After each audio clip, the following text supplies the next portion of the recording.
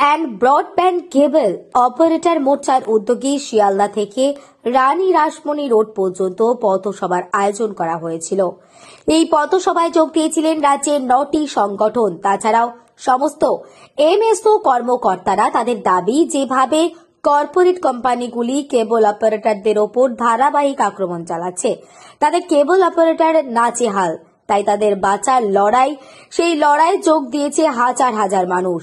কেবল অপারেটরের সংগঠনের পক্ষ থেকে জানানো হয়, তাদের যে সমস্ত দাবি দাওয়া আছে তারা যদি সঠিকভাবে না পায়, তাহলে আগামী দিনে এই থেকে বৃহত্তর আন্দোলনের হুঁশিয়ারি দিয়েছেন তারা।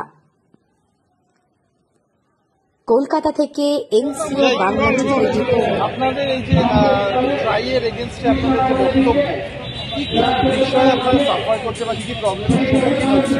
দেখুন, ট্রাই তো প্রথম থেকেই কেবল অপারেটরের জন্য ভাবিনি, কোনো সন্দেহ নেই। কারণ তারা দেশের কিছু পুঁজিপতি যারা এই ইন্ডাস্ট্রিতে নামার পর থেকে ওনারাই ঠিক করে দেয় ট্রাইকে যে কীভাবে রুলস অ্যান্ড রেগুলেশন করতে হবে। কারণ এই 34 বছরের আমাদের বিজনেসে লাস্ট আমরা 5-6 বছর যেভাবে স্ট্রাগল করছি, অ্যাকচুয়াল সরকারও কোনোদিন আমাদের সেভাবে নজর দেয়নি, যেটা আমাদের এই সংগঠনটা সেভাবে কমপ্লিটলি আমরা করে উঠতে পারিনি, যেটা নিজের বেশি করে চলছিল।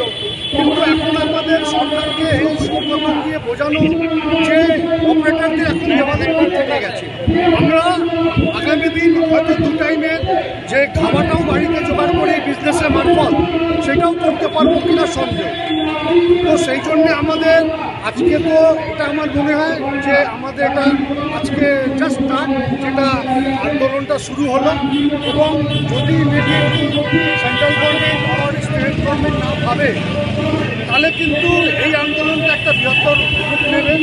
এবং স্বাধীনতার সময় দেখেছেন বেঙ্গলের কী রোল ছিল, এটা এরপর কিন্তু শুধু বেঙ্গলে দাঁড়াবে না। কারণ এইটা এরপরে ভারতবর্ষে এই যে আজকে হলো নজিরবিহীন, যে আমাদের আজকে আমরা পথে নামলাম, এটা কিন্তু পুরো ভারতবর্ষে এটা কিন্তু ছড়াবে। এবং তার পক্ষে কি হবে, সেন্ট্রাল গভর্নমেন্টকে এটাকে ভাবতে লাগে। 2024-এ ইলেকশন আছে, একমাত্র কেবল অপারেটর আজকেও যারা যে কোনো ফ্যামিলি বেডরুমে গিয়েও তারা কাজ করে, টিভিতে গিয়ে কোনো বক্স খারাপ হয়েছে সেখানে গিয়ে কাজ করে।